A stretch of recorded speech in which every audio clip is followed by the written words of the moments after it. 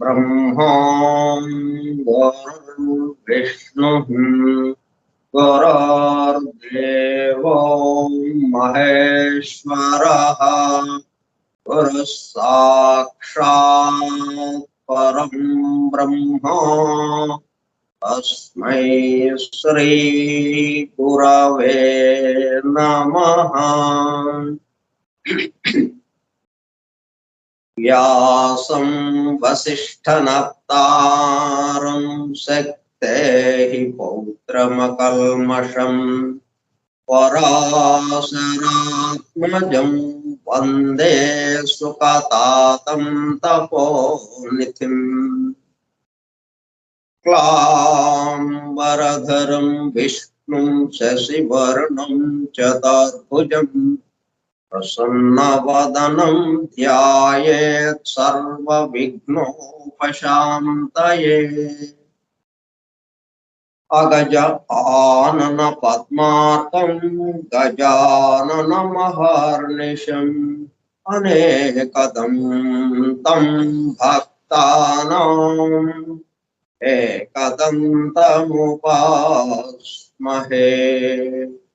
वक्रतुंड महाकाय कोटिसूर्यसमप्रभा निर्विघ्नं कुरु मे देवा सर्वकार्येषु सर्वदा।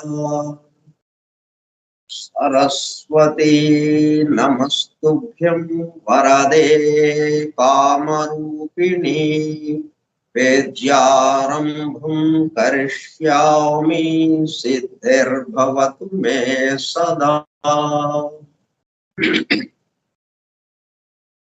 ॐ भूर्भुवः स्वः ॐ तत्सवितुर्वरेण्यं भर्गो देवस्य धीमहि धियो यो नः प्रचोदयात्।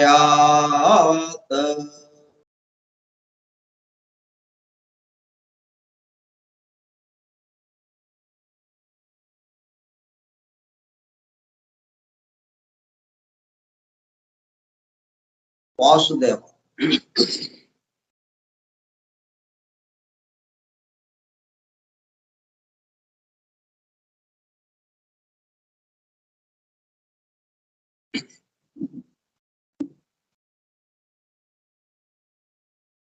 Forum for Truth Seekers, Satyanveshakula Brundam, Foundations of Esoteric Philosophy, Nigudha Tattva Shastra Mulamu, from the writings of H.P. Blavatsky, arranged with a foreword and notes by E.M.T.H. Hoskins.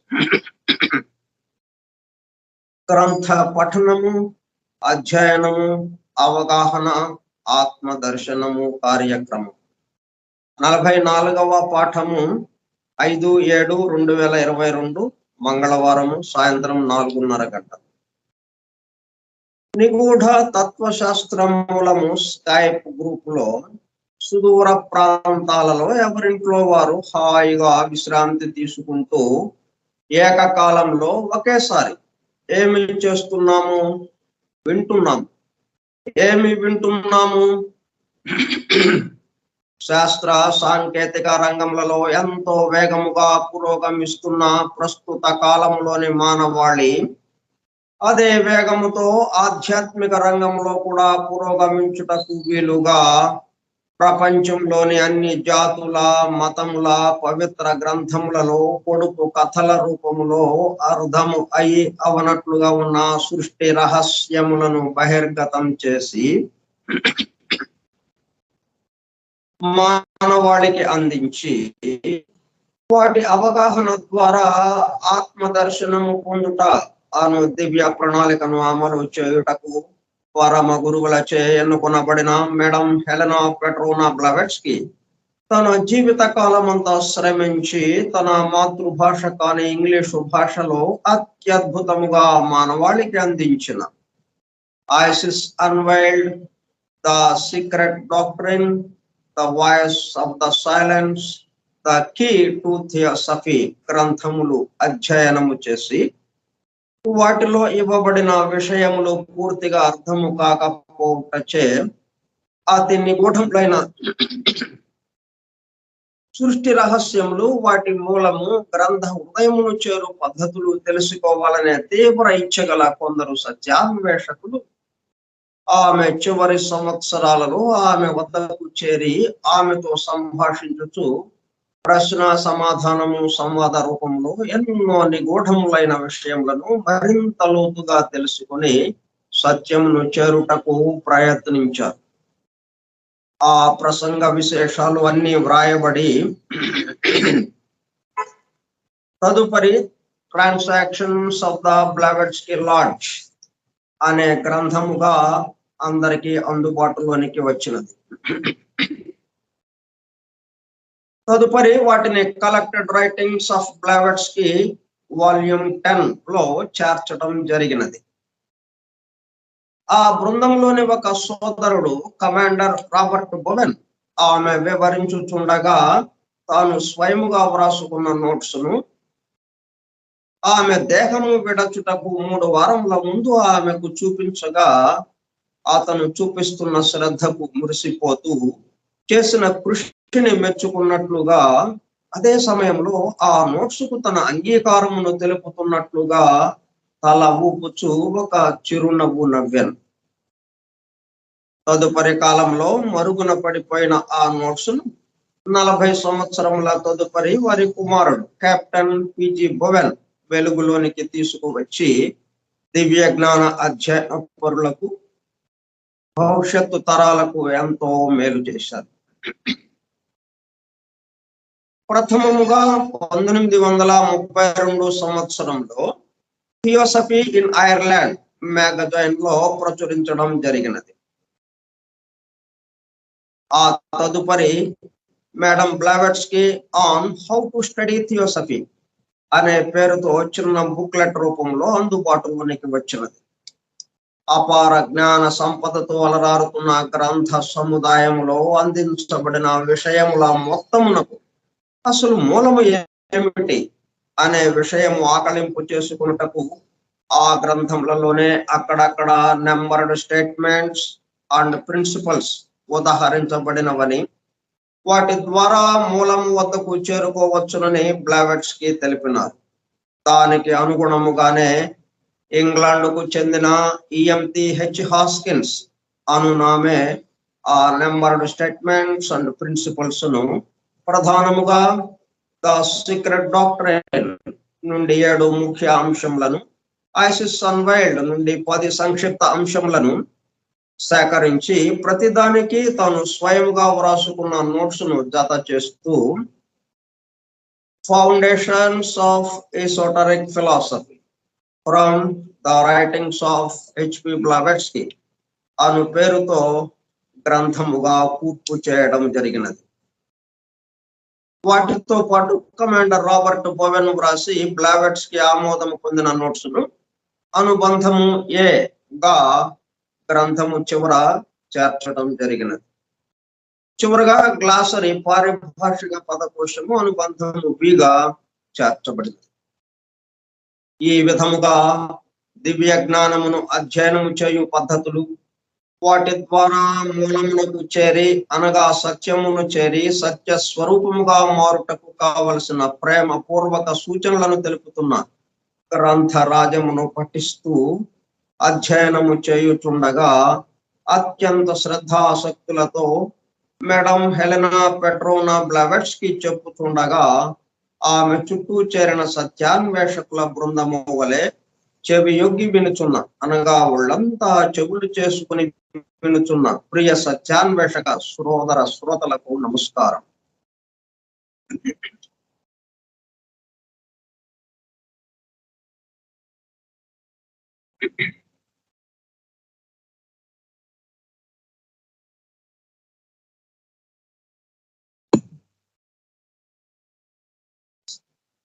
మనం ద సీక్రెట్ డాక్టర్ లో ఎలాగ వివరించబడింది అంటే 2 volumes గా, 2 సంపుటాలుగా, 2 భాగాలుగా, సృష్టి క్రమమును 2 అధ్యాయములుగా వివరించడం జరిగినది.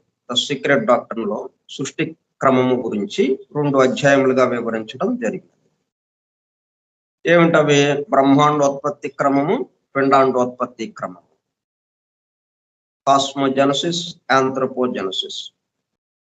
First part cosmogenesis, second part anthropogenesis. అంటే ఒకదానికొకటి సంబంధం లేదన్నట్టుగా అదొక పద్ధతిలో వచ్చింది. ఈ మానవ నిర్మాణం, ఈ పిండాండోత్పత్తి క్రమము ఇదొక పద్ధతిలో వచ్చింది అన్నట్టుగా మనకు అనిపిస్తుంది అట్లా 2 భాగాలు చేసేటప్పుడు కల్లా. కానీ భాగవతంలో ఏం జరిగింది? 2 కలిపి జమిలిగా ఒక పదం రాశాడు అంటే, ఒక వాక్యం రాశారు అంటే, ఒక పద్యం రాశారు అంటే దాంట్లో ఏమొచ్చిందనమాట? 2 వస్తున్నాయి ఒకేసారి ఏకకాలంలో. ఇటు బ్రహ్మాండోత్పత్తి క్రమము దాంట్లోనే వస్తూ ఉంది, పిండాండోత్పత్తి క్రమము దాంట్లోనే వస్తూ ఉంది. ఆ పద్ధతిలో ఇచ్చారు. దాని యొక్క విశేషమత. అందుకే ప్రహ్లాదుడితో ఏం చెప్పించారు? చదివితే నీ చదువుల సారమెల్ల, సారం మొత్తం.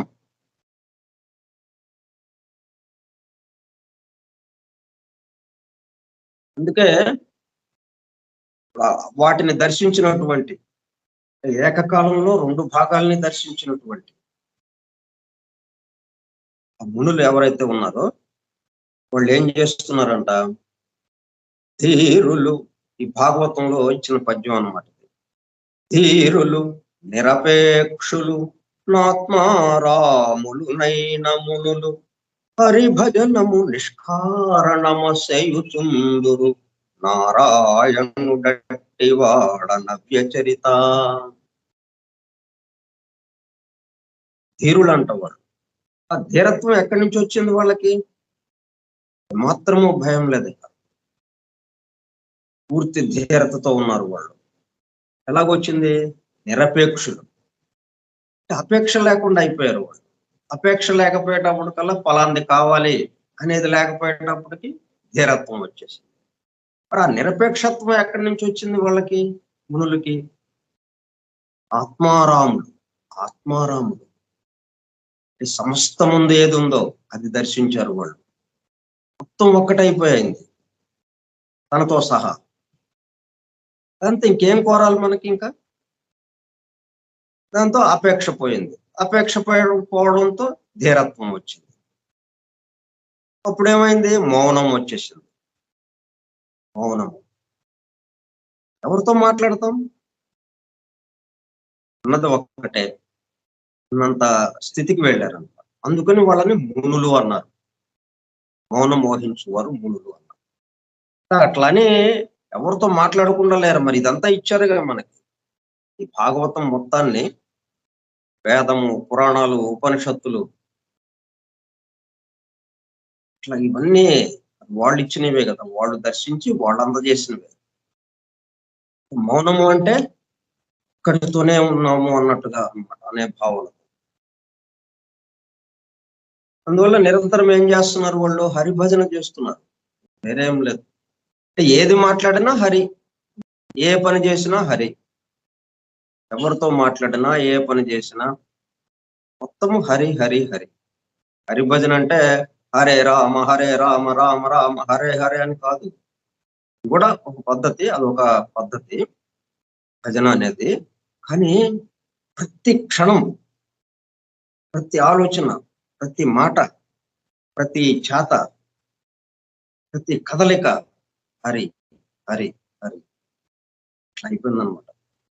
ఎందుకు చేస్తున్నాం అంటే ఇంక అంతకంటే వేరే ఏం చేస్తాం అన్నట్టుగా అయిపోయింది వాళ్ళ పరిస్థితి. నిష్కారణమా? కారణం ఏం లేదు. ఇందుకోసం లేకపోతే మాకు మోక్షం వస్తుంది ఇలా చేస్తే, ఏం లేదు. నిష్కారణము.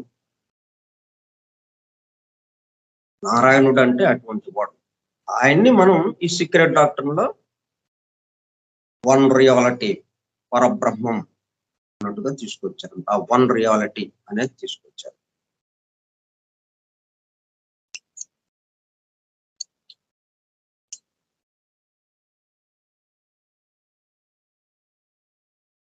ఎందుకంటే మనం సీక్రెట్ డాక్టర్ లో మన సూచన చేసింది ప్రైవేట్ స్కామ్ వారు, Hindu mythology, creation of gods. కాబట్టి మనం ఇతర పురాణాల్లో కూడా, ఇతర విషయాల్లో కూడా, ఇతర గ్రంథాలు కూడా మనం అధ్యయనం చేయాల్సిన అవసరం ఉంది ఈ వెలుగులో.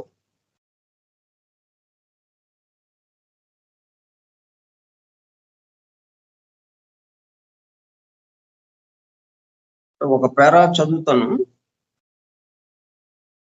ద్వితీయ స్కంధం గురించి ఉపోద్ఘాతంలో ఏం రాశారంటే భాగవతంలో, సృష్టికిని సృష్టికర్తకును గల సంబంధమే మన దేహమునకును మనకును గలదు.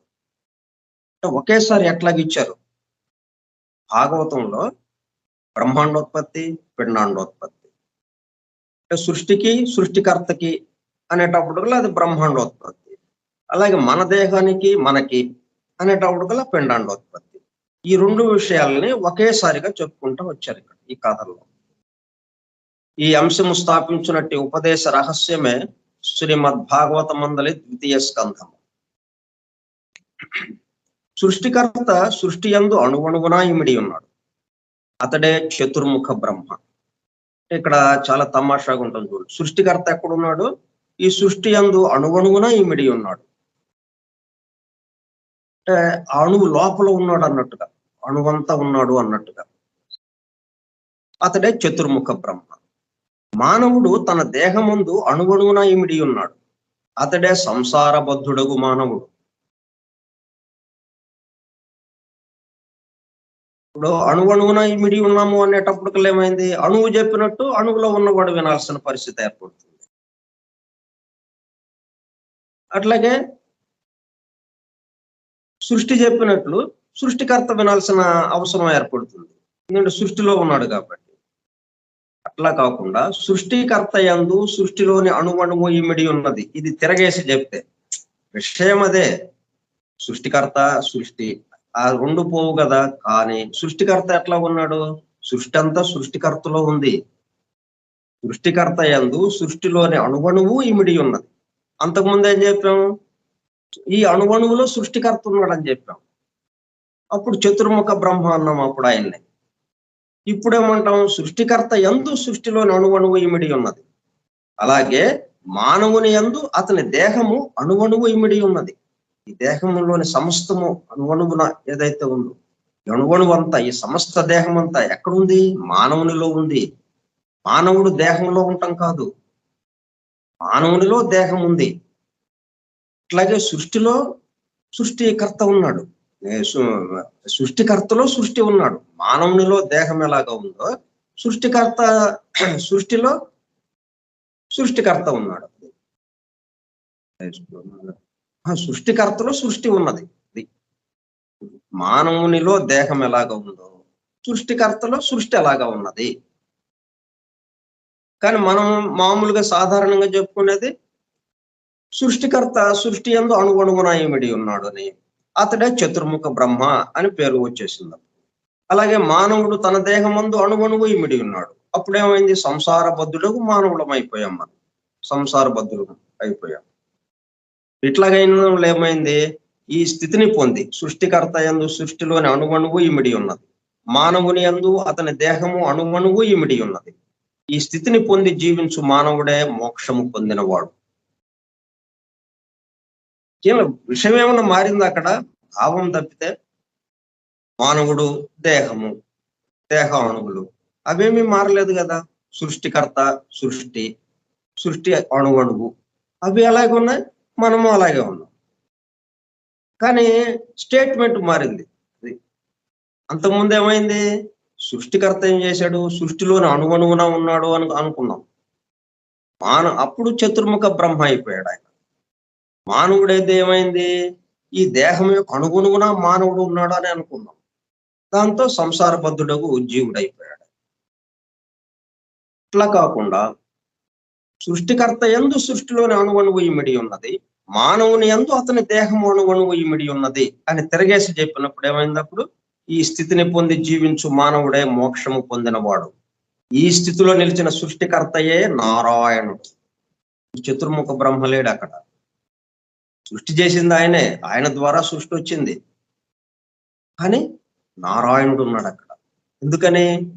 ఈ సృష్టికర్త యందు ఈ సృష్టి అంతా ఉంది కాబట్టి దానికి బంధింపబడలేదు ఆయన. ఈ సృష్టి అంతా ఆయన్ని బంధించలేదు. అలాగే మనం మోక్షం పొందిన స్థితిలోకి ఎలాగో రాగలిగాం? ఈ దేహం మనల్ని బంధించలేదు. మనలో ఇది ఉంది కాబట్టి మనకన్నా మన అదుపులో ఉన్నట్టు అయిపోతుంది కదా. అప్పుడు ఈ పరస్పర సామ్యమును దర్శనమిచ్చునట్టే మహామంత్రము ద్వితీయ స్కంధం అట్లా జమిలిగా వచ్చేసింది అనమాట. ఇదంతా భాగవతము సీక్రెట్ డాక్టర్లో 2 భాగాలుగా ఏదైతే వివరించారో విడివిడిగా, ఆ 2 కలిపి భాగవతం మొత్తం కథల్లో వచ్చేసింది. దీని యొక్క విశేషం. మనం 6 నెంబర్డ్ ఐటమ్స్ లోకి వెళదాం.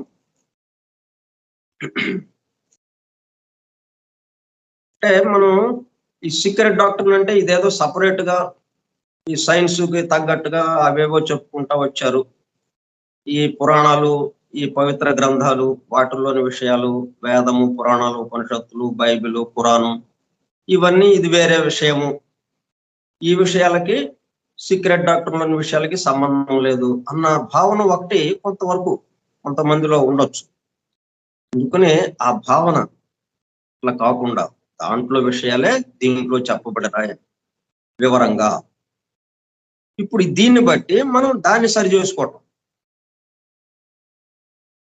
అట్లా రాయబడింది. ఇప్పుడు ఈ భాగవతం, ఈ భాగవత రహస్య ప్రకాశము ఈకే గారి ద్వారా అందించబడింది. ఎలాగంటే సీక్రెట్ డాక్టర్లో ఏ పద్ధతిలో ఇచ్చారో ఆ పద్ధతిలో దీనికి వివరణ అందింది అనమాట. అంతకుముందు మనం కథలుగా చెప్పుకుంటూ వెళ్ళిపోయాం. బ్రహ్మ, మునులు, ఇంద్రుడు, దిక్పాలకులు, ఇవన్నీ ఆ దేవతలు, వీళ్ళందరూ రాక్షసులు, వీళ్ళ దేవదానుల మధ్యన యుద్ధాలు, ఇట్లా కథలుగా చెప్పుకుంటూ వెళ్ళిపోయాం. అది మనకి సంబంధం లేదు అన్నట్టుగా. ఇట్లా కాకుండా దానికి మన సృష్టికి మనకి ఉన్నటువంటి సంబంధాన్ని ఏకకాలంలో చెప్తూ అది ఎలాగా చెప్పారో అది ఈ సీక్రెట్ డాక్టర్లో ఎలాగ వివరించారో, బ్రహ్మాండోత్పత్తి క్రమము, పిండాండోత్పత్తి క్రమము, ఆ రెండింటిని ఒక చోటకి తీసుకొచ్చి, ఎందుకంటే ఒక ఏకకాలంలో చెప్పారు ఈ భాగవతంలో. అందుకని ఆ 2 భాగాలను ఒక చోటకి తీసుకొచ్చారు. తీసుకొచ్చి ఆ పద్ధతిలో వివరించారు. కాబట్టి మనం ఎప్పుడన్నా అవకాశం ఉంటే మీరు భాగవతం మీరు ఆ పద్ధతిలో చదువుకోండి. అట్లా ఏదైనా కానీ, ఏ పురాణమైనా సరే ఇప్పుడు బ్రహ్మాండంగా దర్శనం ఇస్తాయి మనకి. సీక్రెట్ డాక్టర్ని ఈ మాదిరిగా మనం అధ్యయనం చేస్తూ వెళ్ళాం కాబట్టి. Summing up 6 numbered items. నిన్న ఎన్టీహెచ్ ఆస్కిన్స్ ఈ గ్రంథాన్ని కూర్పు చేసినటువంటి కోర్పరి వ్యాఖ్యను మనం చదువుకున్నాం. ఈరోజు సమ్మింగ్ ఆఫ్ 6 నెంబర్డ్ ఐటమ్స్, ఇది మనకి సీక్రెట్ డాక్టర్ లో మొత్తం 7 స్టాంజర్స్ యొక్క వివరణ పూర్తయిన తర్వాత ఇచ్చిందనమాట. పేజీ నెంబరు 272, పార్ట్ 1లో 272 పేజీ. అంటే పేజీ నెంబర్ కొంచెం అటు ఇటు మారినా కానీ మనకి ఎక్కడ ఉంటుందంటే ఇది 7 స్టాంజర్స్ యొక్క వివరణ పూర్తి అయిపోయిన తర్వాత, ఎక్స్ప్లెనేషన్ పూర్తి అయిపోయిన తర్వాత నెక్స్ట్ వచ్చేది ఇదేనమాట. పేజీ నెంబర్తో మనకి పని. Summing of 6 numbered items. Summing up అనేది కూడా చూడండి చక్కగా. కండెన్స్డ్, షార్ట్, బ్రీఫ్ అన్నమాట. Done by A short method. అంటే దీంట్లో కొన్ని విషయాలు వదిలేసి ఏదో 1-2 విషయాలు దీంట్లో చెప్తారా అన్నట్టు ఉండదు. మొత్తం విషయాలని ఇలాగా మనం ఈ 100 పేజీల్లో 200-300 పేజీల్లో 7 శ్లోకాల వివరణ ఏదైతే ఇచ్చారో ఆ మొత్తం పిండేస్తే రసం కారుతుంది చూడండి. రసం జ్యూస్ అవుతుంది. మిక్సీలో వేస్తే జ్యూస్ వచ్చేస్తుంది చూడండి అలాగా. అంటే ఆ జ్యూసు కానీ క్వాంటిటీ చాలా చిన్న క్వాంటిటీగా అయిపోయింది జ్యూస్. కానీ ఆ జ్యూస్ తీయక ముందు ఉన్న క్వాంటిటీ ఎంత ఉంది? చాలా ఎక్కువ ఉంది. ఇప్పుడు ఆ క్వాంటిటీకి జ్యూస్లో ఉన్న క్వాంటిటీకి ఏమైనా తేడా ఉందా? మొత్తం రసంగా దిగిపోయింది. కానీ చాలా కొంచెంగా ఉంది. అది సమ్మింగ్ అప్ అంటే. ఆ పద్ధతిలో ఇచ్చింది ఇక్కడ. 7 శ్లోకాల వివరణ 200 పేజీలది ఏదైతే ఇచ్చారో మొత్తం మళ్ళీ ఇక్కడ వచ్చింది. కానీ కండెన్స్డ్ గా, రసంలాగా ఇచ్చారనమాట. సారాంశము, సంగ్రహముగా చెప్పటం. ఇక్కడ 6 మాటల్లో 6 వాక్యాల్లో చెప్పారనమాట.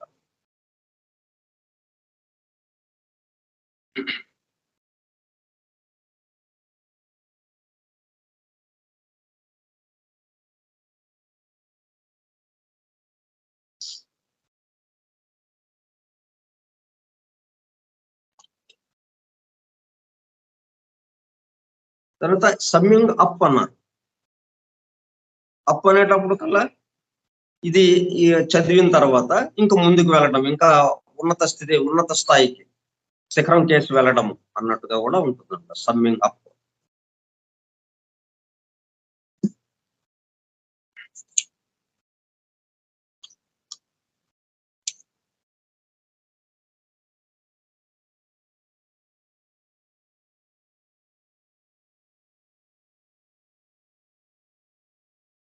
తర్వాత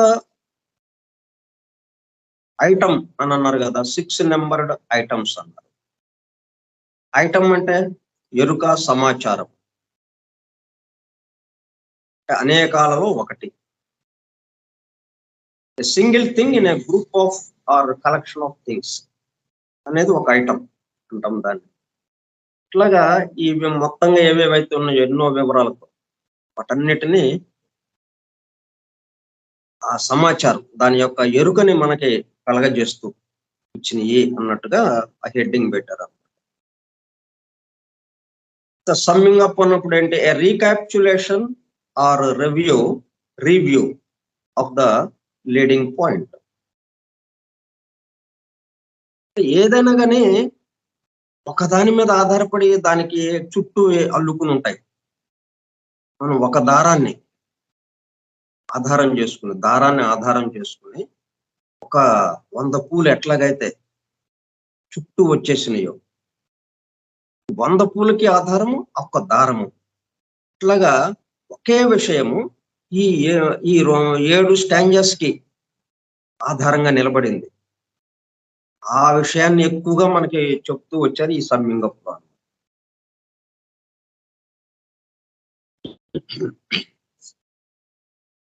The writer of the present statement must be prepared beforehand.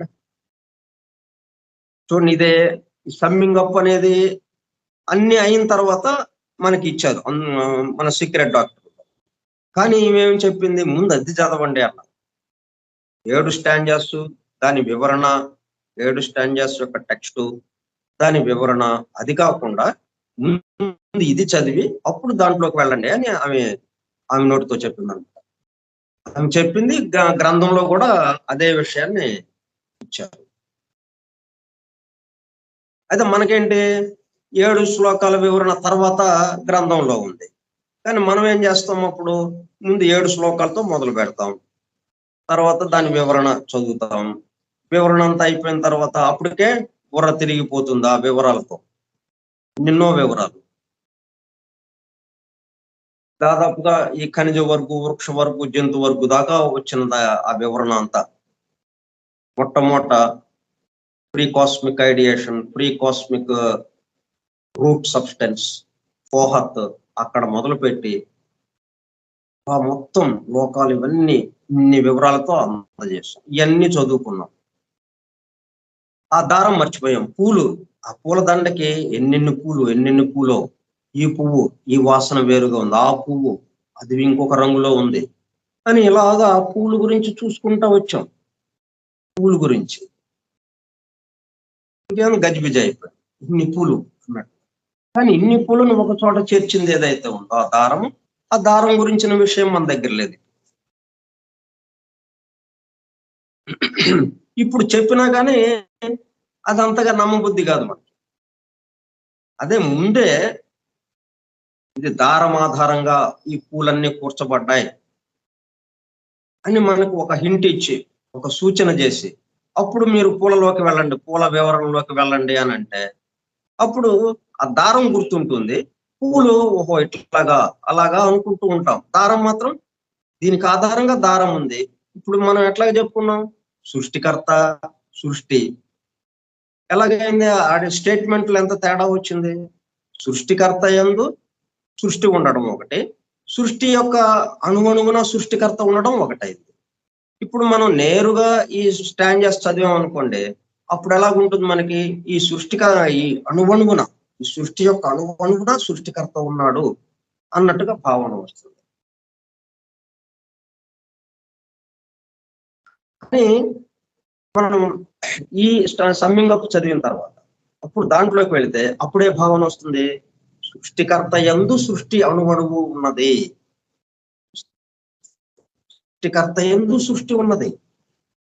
సృష్టిలో సృష్టికర్త అనేది కాదు, సృష్టి యొక్క అణువున సృష్టికర్త ఉన్నాడు అన్నట్టు కాకుండా, సృష్టికర్త లోపల సృష్టి ఉంది అన్నట్టుగా మనకి అవగాహన వస్తుంది. ఆ పద్ధతిలో మనం ఈ 7 శ్లోకాలు వాటి వివరణ చదువుతాం. చాలా తేలికైపోతాయి. అవి నిజ రూపంతో మనకి దర్శనం ఇస్తూ ఉంటాయి. అందుకని మనం ఈ సమ్మింగ్ అప్ 6 నెంబర్డ్ ఐటమ్స్ లోకి మనం వచ్చాం. అవి The writer of the present statement must be prepared beforehand to meet with great opposition and even the denial of such statements as are brought forward in this work.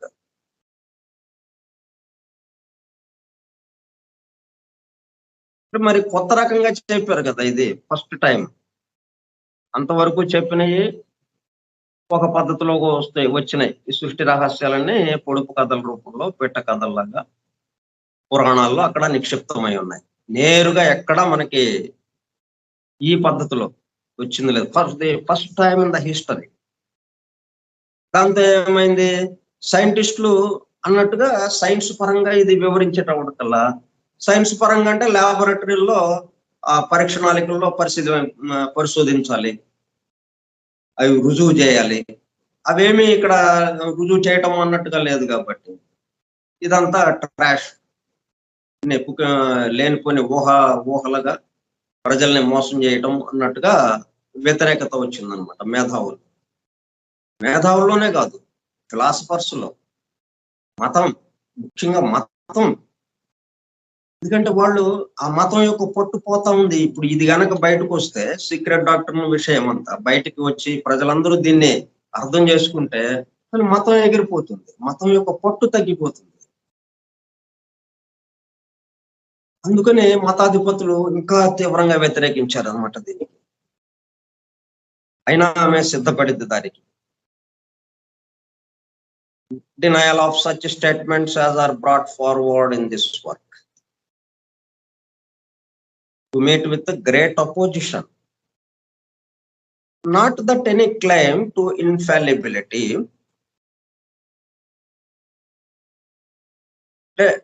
not that any claim to infallibility or to perfect correctness in every detail of all that is herein written. ఇవన్నీ ఇక్కడ పొరపాటు లేదు, సిద్ధాంతాలు సూత్రంలో గాని సిద్ధాంతాల్లో గాని సూత్రాల్లో గాని తప్పు లేదు, అంత పరిపూర్ణమైన పూర్తిగా యథార్థతగా ఉన్నది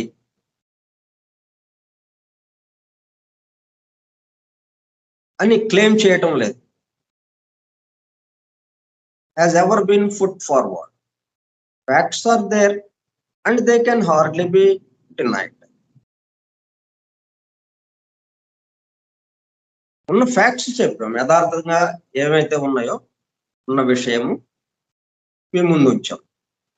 కాబట్టి యథార్థంగా ఉన్న వాటిని నిజం కాదు అని మనం త్రోసివేయలేం కదా.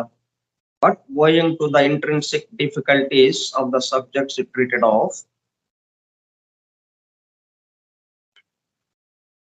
almost insurmountable limitations of the English tongue.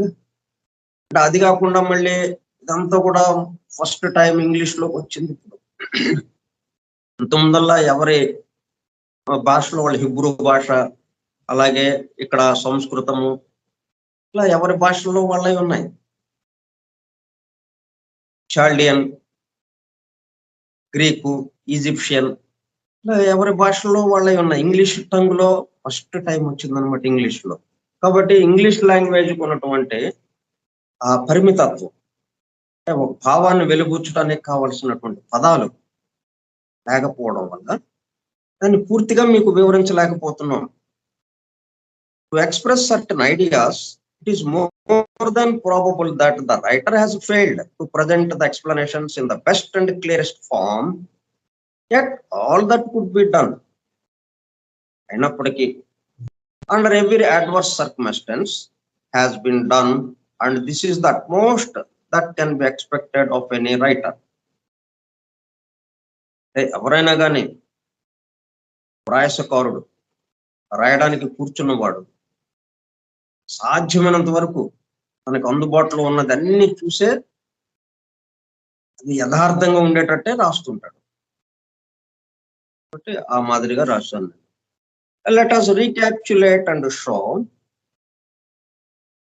ఇప్పుడు అంటే ఇప్పుడు మనకు అంతగా దీని యొక్క ఇది ఉండదు. సీక్రెట్ డాక్టర్ వచ్చిన కొత్తల్లో చాలా వ్యతిరేకత, అనుకూలత కన్నా వ్యతిరేకత ఎక్కువగా ఉంది ఆ రోజుల్లో. అందువల్ల ఈ స్టేట్మెంట్లు ఇవ్వాల్సి వచ్చింది అనమాట. ఇప్పుడంటే అసలు మతం యొక్క పట్టుపోయింది చూసారా. మరి ఒక 100 సంవత్సరాలు సీక్రెట్ డాక్టర్ వచ్చిన తర్వాత, 100 సంవత్సరాలు గడిచిన తర్వాత మతం యొక్క పట్టు తగ్గింది. ఒక రాజకీయ కారణాలతో వాడుకుంటున్నారు తప్పితే అందరము ఒకటే, విశ్వ పౌరులు మనం అందరం అన్నది అందరిలోనూ కలుగుతూ ఉంది. అందువల్ల ఇప్పుడు దీనికి వ్యతిరేకత అంతగా లేదు. ఈ విషయాలు మనం బాహాటంగా వెల్లడి చేస్తుంటే సీక్రెట్ డాక్టర్ అనే విషయాలు అందరూ దీన్ని అంగీకరించడానికి సిద్ధంగా ఉన్నారు. Let us recapitulate and show. చెప్పినదంతయు మరలా సంక్షిప్తంగా చెప్పుదాం. By the vastness of the subjects expounded,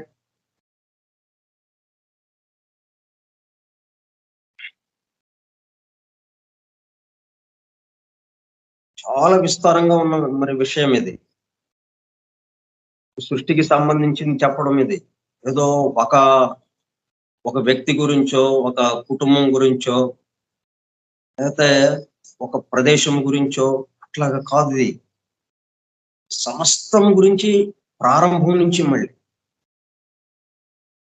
అక్కడి నుంచి ఇప్పటి వరకు జరిగిందంతా చెప్పాల్సిన ఇది ఉంది. ఎంతో విస్తారంగా ఉంది ఇదంతా విషయం అంతా కూడా. దాన్ని తెలియచేయటం, విశదపరచటం, అగూఢంగా ఉన్న విషయాల్ని వెల్లడి చేయటం, అదంతా చాలా కష్టతరమైన విషయమే. అయినప్పటికీ ఇఫ్ నాట్ ఇంపాసిబుల్ అసాధ్యం మాత్రం కాదు. అసాధ్యమైన వదిలేయాల్సిన అవసరం కష్టమే. వీటిని విషయాలని వివరించడం అనేది అత్యంత కష్టతరమైనది.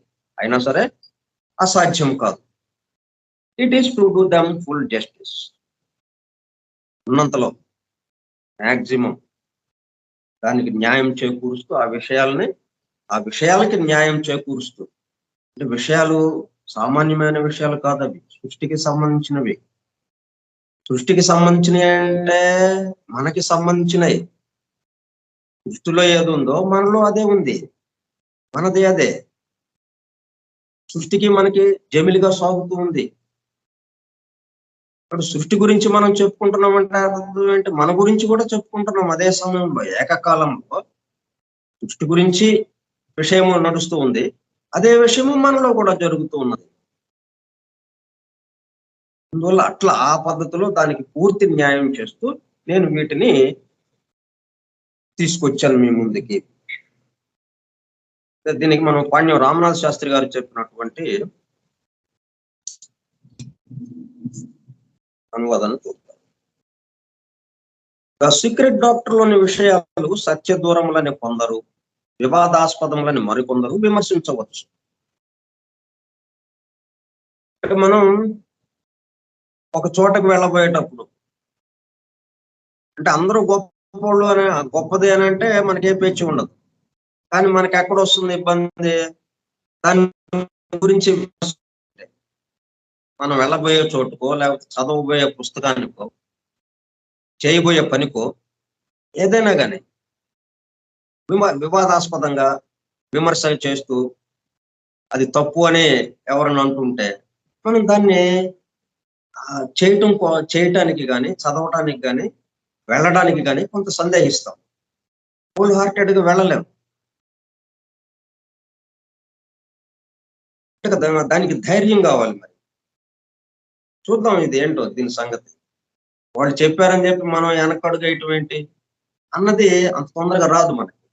అందరూ బాగుందండి ఇది అని అంటే, సినిమా కూడా చూడండి, చుట్టూ ఉన్న వాళ్ళని అడిగి బాగుందండి సినిమా, ఇది చూడవచ్చు అని అప్పుడు వెళ్తాం అన్నట్టుగా ఉంటుంది కదా కొంత.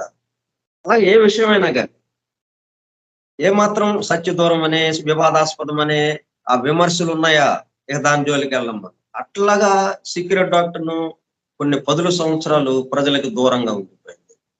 వచ్చినా గాని అందరికి బాహాటంగా వెల్లడైనప్పటికీ చాలా మందికి దూరం అయిపోయింది అన్నమాట. ఈ విమర్శలకు రచయిత్రి పూర్తిగా బాధ్యత వహించక తప్పదు.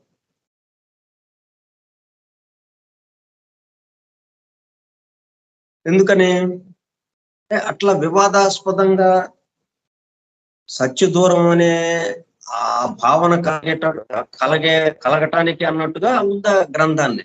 అంటే నేను ఇది సత్య దూరం కాదు, ఇది సత్యమే అనే భావాన్ని మీలో కలిగించలేకపోయి ఉండొచ్చు. అంటే నాకు అందినంత వరకు నేను ఇచ్చాను, మీకు అందుబాటులోకి తెచ్చాను. కానీ మరి దానివల్ల ఏమైంది? కొంతమందికి అది సత్యమైందే అని సత్య దూరంగా ఉంది, ఇది సత్యం కాదు అన్నట్టుగా ఉంది అని కొంతమందికి భావన కలిగింది. అటువంటి వాళ్ళకి ఇది సత్యమే అనే భావన కలిగించలేకపోయాం. అట్లాగే వివాదాస్పదంగా ఉన్నాయని, ఇది వివాదాస్పదం కాదు, చాలా చక్కగా ఉన్నాయి అని అందరితో నేను చెప్పించలేకపోయాను. ఆ భావన కలిగించలేకపోయాను. కాబట్టి దానికి నేను బాధ్యత వహిస్తున్నాను. మీలో ఆ భావనని నేను కలగచేయలేకపోయాను. కాబట్టి ఈ గ్రంథంలోని అన్ని విషయాలు పరిపూర్ణ సత్యములని రచయిత్రి చెప్పడం లేదు. ఇచ్చింది పరిపూర్ణ సత్యాలే, కానీ మరి చుట్టూ చాలా విమర్శలు. కాబట్టి ఇప్పుడు మళ్ళీ ఇది పరిపూర్ణ సత్యమే అని గట్టిగా వాదిస్తే మరింతగా పెరుగుతుంది, వాళ్ళతో తాగాదాగి దిగినట్టు అయిపోతుంది. కాబట్టి మనం ఒక పక్కగా ఉంటే, మాకు అందినంత వరకు మేము ఇచ్చామండి, మీరు చూసుకోండి ఇంకా అన్నట్టుగా చెప్తే అప్పుడేంటి, ఆ తీవ్రత తగ్గుతుంది. ఆ వివాదాస్పదం అనే విమర్శించే వాళ్ళు, వీళ్ళందరూ కూడా వ్యతిరేకించే వాళ్ళు, వాళ్ళ యొక్క తీవ్రత తగ్గుతుంది. అదే కాదు ఇది గట్టిగా మనం వాదించామనుకోండి, వాదనకి దిగితే ఏముంది, ఇక బలాబలాలు చూసుకోవటం అవుతుంది. అందుకని మర్యాదగా ఏముందంటే, పరిపూర్ణ సత్యములని రచయిత్రి చెప్పడం లేదు. కొన్ని విషయాలకు నిర్దిష్టమైన వివరణ ఉన్నది, మళ్ళీ పక్కనే చెప్పింది చూడండి. అయితే కొన్ని విషయాలకి నిర్దిష్టమైన వివరణ ఉన్నది. చూసుకోండి, ఆ వివరణ నిర్దిష్టంగా ఉన్నది. మీకే తెలుస్తుంది అవునా కాదా. గ్రంథంలోని విషయాలు అత్యంత క్లిష్టం. ఇవన్నీ కూడా మనకి బాహాటంగా తెలిసే కావు. మానసిక స్థాయిలో, బుద్ధిమయ కక్షలో ఊహాజనితంగా ఉంటాయి కదా, ఇవన్నీ ఊహగా ఉన్నాయి. వాస్తవంగా మన పంచేంద్రియాలకు అందేదిగా లేవు ఇవన్నీ. మన పంచేంద్రియాలకు అందేదంతా మనకి తెలుసు, కానీ దీంట్లో చెప్పిందంతా అంతకు ముందున్న చరిత్ర. అవన్నీ మనకు అందుబాటులో లేకపోవడం వల్ల మనం నమ్మలేకపోతున్నాం. ఈ గ్రంథంలోని విషయములు అత్యంత క్లిష్టములు కనుక ఎంత చెప్పినా వివరణ సంతృప్తికరంగా ఉండకపోవచ్చు. ఇందుకు కారణము అంటే మనం ఈ విమర్శించే వాళ్ళనే ఇది వివాదాస్పదంగా ఉంది, ఇది సత్య దూరంగా ఉంది అని వ్యతిరేకించే వాళ్ళని ఆ మీరు అట్లాగా వ్యతిరేకించడం కరెక్ట్. ఎందుకంటే మీకు వివరణ పూర్తిగా అందలేదు. మీకు వివరణ అందితే తప్పనిసరిగా ఒప్పుకుంటారు. వివరణని అందించటంలో ఈ రచయిత్రి కొంత మేరకి సక్సెస్ కాలేకపోయింది, విజయం పొందలేకపోయింది అని తన మీద వేసుకుందనమాట బాధ్యత. దానివల్ల ఏంటి, ఆ విమర్శించే వాళ్ళు కొంచెం ఆవేశం తగ్గుతుంది. ఇందుకు కారణము సూక్ష్మములైన ఆధ్యాత్మిక విషయాలను వివరించేందుకు ఆంగ్ల భాషలోని శబ్దజాలం చాలదు. అదే మరి ఇంగ్లీష్ భాషలో ఆ శబ్దాలు ఉంటే, ఆ వివరణకి అందే ఆ శబ్దాలు నేను వాడుండేదాన్ని. ఆ శబ్దాలు వాడున్నప్పుడు మీరు అవి సత్యదూరము అని అనటానికి అవకాశం లేదు, ఇక వివాదాస్పదము అనటానికి అవకాశం లేదు. ఆ పద్ధతిలో చెప్పుకొచ్చిందనమాట. అమోఘములు అత్యంత క్లిష్టములు అయిన ఆధ్యాత్మిక సత్యాలను సులభంగా సరళమైన భాషలో వ్యక్తం చేయడం చాలా కష్టం.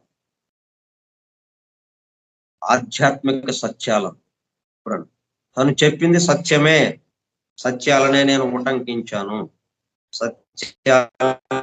సత్యాలే నా ద్వారా అందింపబడ్డాయి ప్రజాబాహుళ్యానికి అని చెప్తూ, కానీ నేను అందజేయడంలో కొంచెం ఆ భాష యొక్క పరిమితత్వం వల్ల, ఆ భాషలో ఆ శబ్దజాలం లేకపోవడం వల్ల నేను అలాగా అందించలేకపోవడం వల్ల మీరు అలాగా పొరపాటు పడడానికి అవకాశం ఏర్పడింది. అందుకనే ఈ వివాదాస్పదంగా ఒప్పుకొని వాళ్ళని తిట్టడం చేయలేదు. వాళ్ళు ఎందుకని అలాగ చేశారు అంటే, అందించలేకపోయినందువల్ల అన్నట్టుగా పాజిటివ్గా సానుకూల దృక్పథంతో చెప్తున్నాను. సాధ్యమైనంత వరకు విషయ వివరణను సుబోధితమయ్యేటట్టు రచయిత్రి శక్తి వంచన లేక ప్రయత్నం చేస్తున్నారు.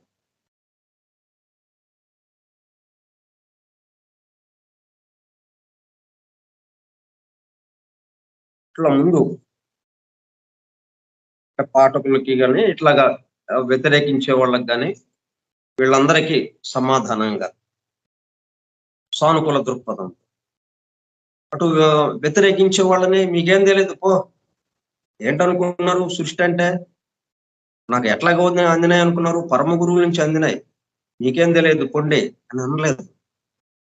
మీకు అర్థమయ్యేటట్టుగా నేను చెప్పలేకపోయాను, అందువల్ల మీరు పొరపాటు పడటానికి అవకాశం ఏర్పడింది అట్లా చెప్పారనమాట. అది అంత గొప్ప విషయం చూడడం వల్ల అప్పుడేంటి, వీళ్ళు కొంత తగ్గుతారు.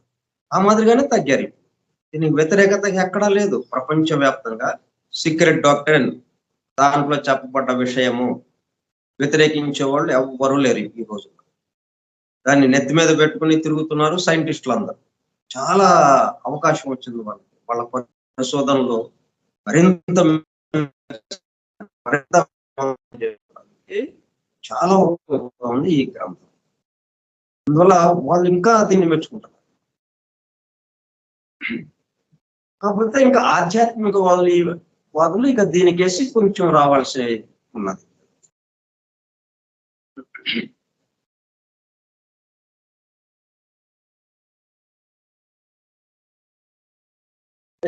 చాలా కష్టమైనటువంటి విషయాలు మనకి సులభంగా అర్థం కాని విషయాలు కాబట్టి కొంచెం జాగ్రత్తగా దీన్ని అధ్యయనం చేయండి అని చెప్పడం అనమాట.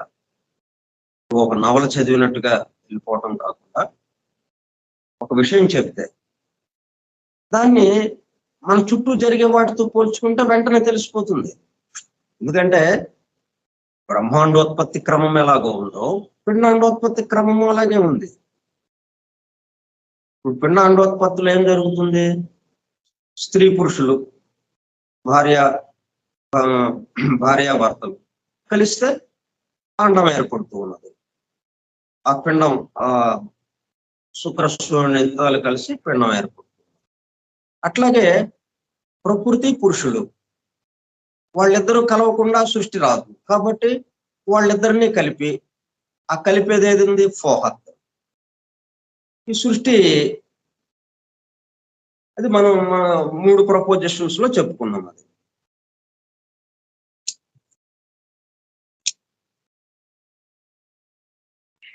అవ్యక్త స్థితి నుండి ఈశ్వర సంకల్పానురూపమైన జగత్తు వ్యక్తము కావలసినప్పుడు ప్రకృతి పురుషుల సంయోగం కావాలి. కేవలం పురుషునొక్కని వలన గాని కేవలం ప్రకృతి వలన గాని సృష్టి జరగదు. ఫస్ట్ ఏమొచ్చినాయి? ఈ కాస్మిక్ ఐడియేషన్ అంటే పురుషుడు వచ్చాడు, పురుషతత్వం. అలాగే కాస్మిక్ రూట్ సబ్స్టెన్స్ అప్రకృతి తత్వం. స్త్రీ పురుష తత్వాలు రెండుగా ఆయన నుంచి వెలువడ్డాయి, ఆయన ముఖాలుగా, ఆయన రూపం అన్నట్టుగా. ఆ రెండు అలాగే ఉన్నాయి. మరి సృష్టి జరగాలి. మరి ఎలాగా? ప్రకృతి పురుషుల సంయోగానికి ఒక సంధాన సూత్రం కావాలి. ఈ సంధాన సూత్రం ఫోహత్ అని పేరుంది. ఈ ఫోహత్ ప్రభావం వల్లనే ప్రకృతి పురుషుల సంయోగం జరిగి సృష్టి వ్యక్తమైంది. ఆ ఫోహత్ ఎక్కడ దాకా వచ్చింది? ఈ భార్యాభర్తలు సంయోగం చేసుకోవాలి, ఇద్దరు కలవాలి అన్న ప్రేరణ. ఆ ప్రేరణ ఉంటేనే కదా ఇద్దరు కలవడం అనేది. మళ్ళీ అది కూడా ఎన్నోసార్లు కలిశారు, మరి పిల్లలు పుట్టలేదు. పిల్లలు ఎప్పుడు పుట్టారు? ఒక్కసారే కదా, ఒకప్పుడు ఒక సమయంలో. ఆ ప్రేరణ అపోహత్ ద్వారా కింద దాకా దిగి ఇట్లాగా వచ్చింది. కాబట్టి అక్కడ బ్రహ్మాండోత్పత్తికి ఆ 3 కారణం. అలాగే పిండాండోత్పత్తికి ఇక్కడ ప్రకృతి పురుషులు అంటే స్త్రీ పురుషులు, ఫోహత్కి సంబంధించిన రాజస శక్తి.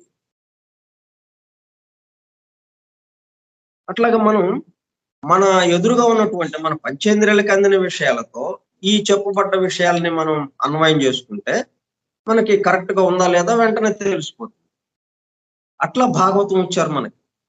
అందుకని భాగవతము, ఈ పురాణాలు, ఉపనిషత్తులు, వేదం ఇట్లాగా చదువుకుంటే, అలాగే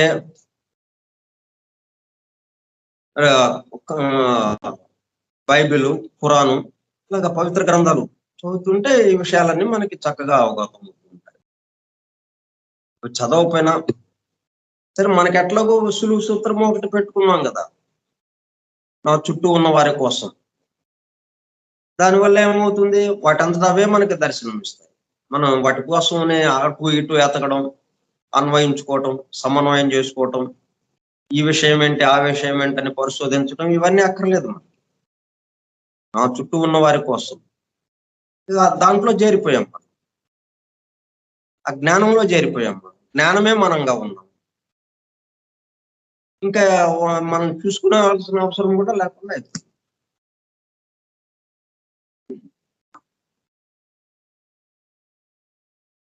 ఇంకా ఇక్కడి నుంచి మనకి ఈ నెంబర్డ్ స్టేట్మెంట్ 6 నెంబర్స్ గా పారాగ్రాఫ్స్ గా ఇచ్చారు కదా. Number 1 first paragraph, the secret doctrine is the accumulated wisdom of the ages. Secret doctrine లో చెప్పబడ్డ విషయాలు మొత్తం కూడా ఎక్కడవి? సొంతగా ఊహించి రాసినవి కావు. Accumulated wisdom of the ages, అంతకాలంలో రాశిలాగా పోగుపడి ఉన్నాయి జ్ఞానము.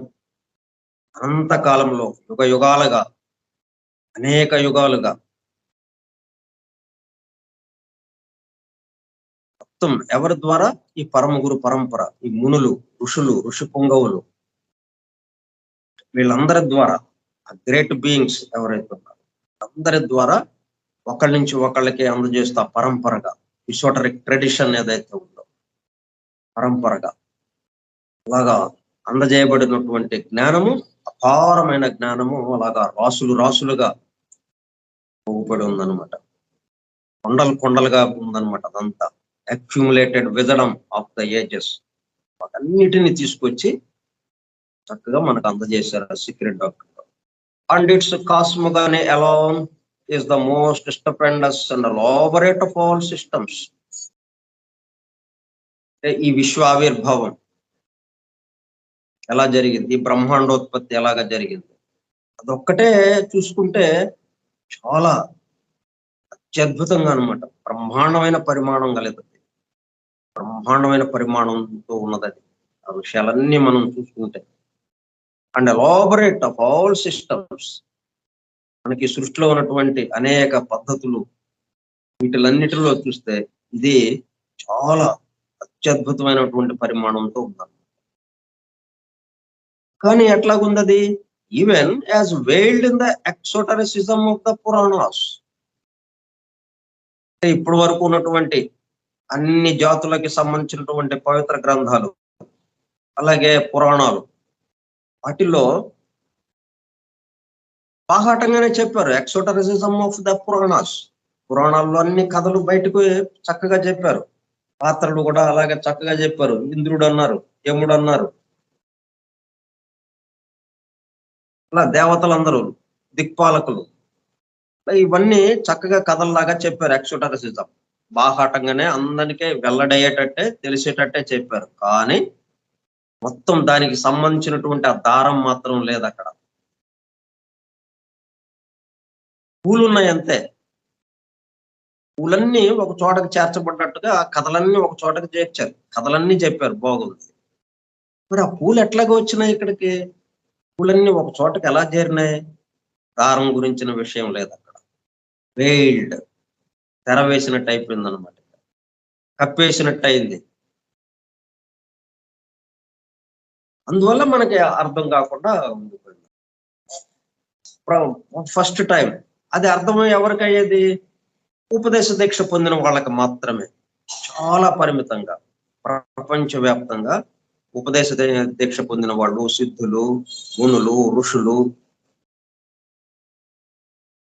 సన్యాసులు, ఇలాగ ఎవరెవరైతే ఉన్నారో వాళ్ళ వరకే వాటిల్లో ఉన్నటువంటి ఆ దారం గురించి, ఆ సూత్రం గురించి, మొత్తాన్ని వ్యాపించి ఉన్నది ఏది ఉందో, సర్వము తానైన ఒకటే అనేకం ఎలాగైందో ఆ వివరము వాళ్ళ వరకే పరిమితం అయిందనమాట. వాటిని ఇదిగో పొడుపు కథల్లాగా బయటికి బాహాటంగా చెప్పారు. ఏం ఉపయోగం మనకి? వాళ్ళు ఆ కథలు కథలుగా వినటానికి ఉపయోగపడతా ఉందంటే మనకి.